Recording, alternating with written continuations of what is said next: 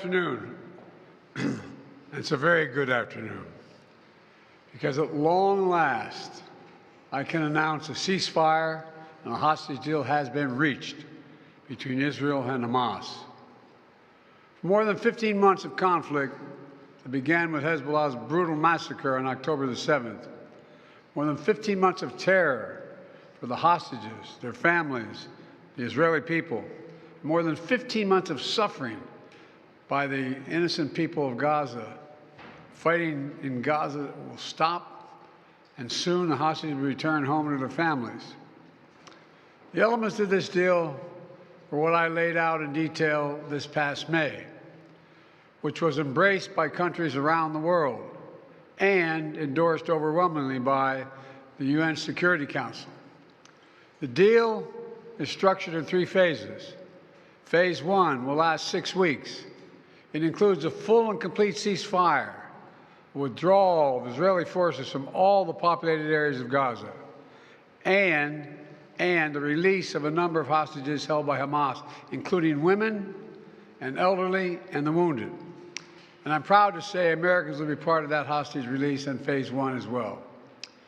And the Vice President and I cannot wait to welcome them home.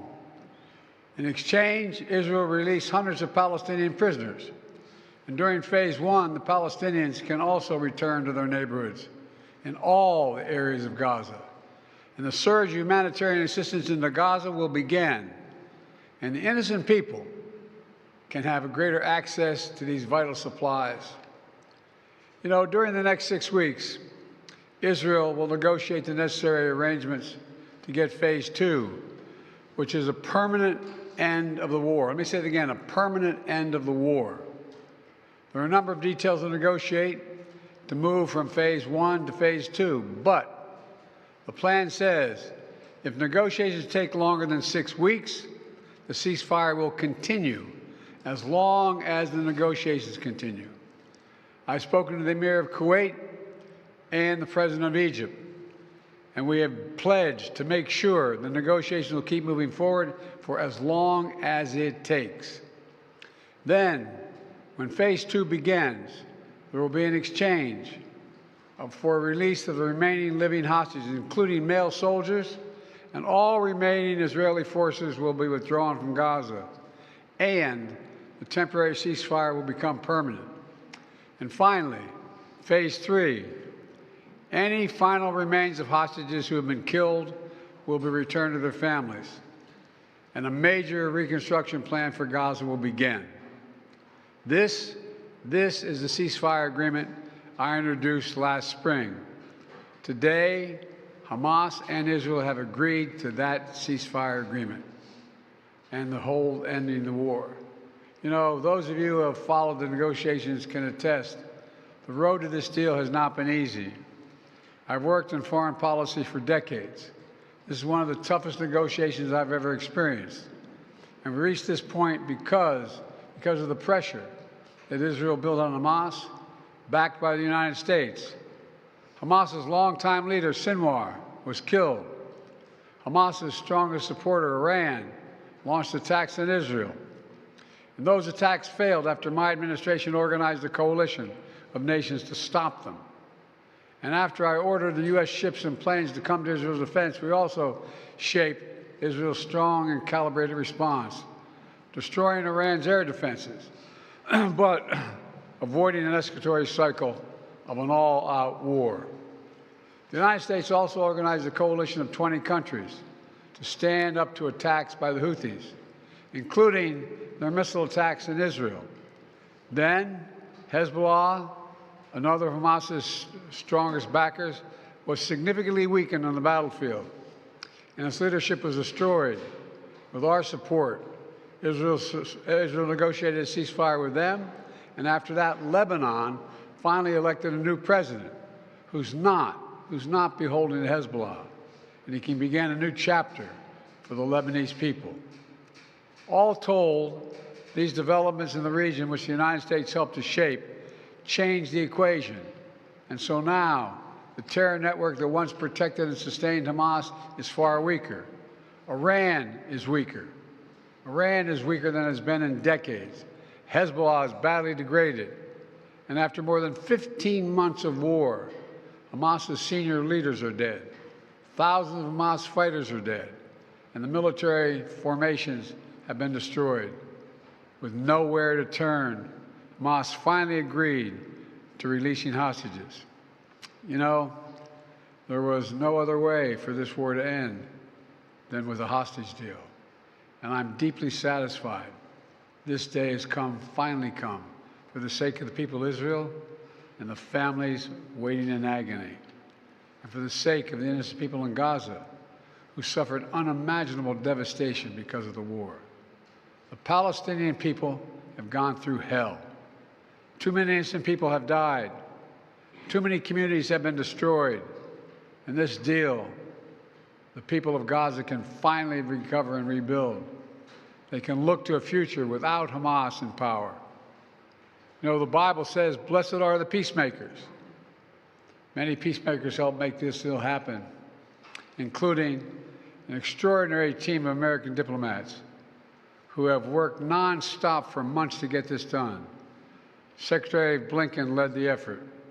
Secretary Jake Sullivan, National Security Advisor Jake Sullivan, Bill Burns, John Feiner, Brett McGurk, Amos Hochstein, and the Vice President worked relentlessly as we work to deliver this deal. I'd also note this deal was developed and negotiated under my administration, but its terms will be implemented, for the most part, by the next administration. In these past few days, we've been speaking as one team. This has been a time of real turmoil in the Middle East. But as I prepare to leave office, our friends are strong, our enemies are weak, and there's a genuine opportunities for a new future. In Lebanon, there's an opportunity for a future, free from the grip of Hezbollah. In Syria, a future free from the tyranny of Assad. And for the Palestinian people, a credible pathway to a state of their own. And for the region, a future of normalization, integration of Israel and all its Arab neighbors, including Saudi Arabia. At the G20 in Delhi in September 23, I rallied key countries behind a vision of an economic corridor from India across the Middle East to Europe. That vision can now become a reality.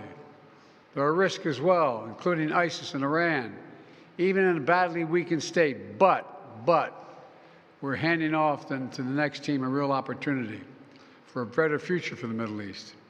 I hope they will take it. Let me close with this. My friend for years in the United States Senate, former Senator George Mitchell, who did so much to forge peace in Northern Ireland, once said about diplomacy, he said, "It is a 700 days of failure and 1 day of success." 700 days of failure and 1 day of success. Well, we've had many difficult days since Hamas began its terrible war. We've encountered roadblocks and setbacks. We've not given up. And now, after more than 400 days of struggle, a day of success has arrived. God bless all the hostages and their families. May God protect the troops of all those who work for peace.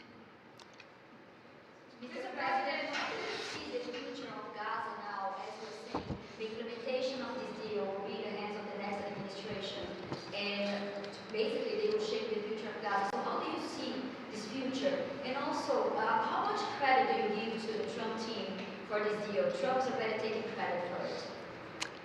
Well, you know, this is the exact framework of the deal I proposed back in May. Exact. And we got the world to endorse it. Secondly, it's America's support for Israel that helped them badly weaken Hamas and its backers and create the conditions for this deal. And thirdly, I knew this deal would have to be implemented by the next team.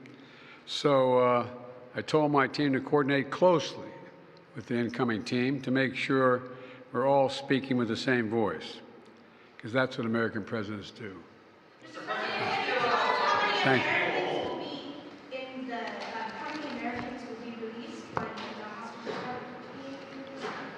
All the exact detail of how many people are being held, how many bodies will be returned, unless will all be forthcoming.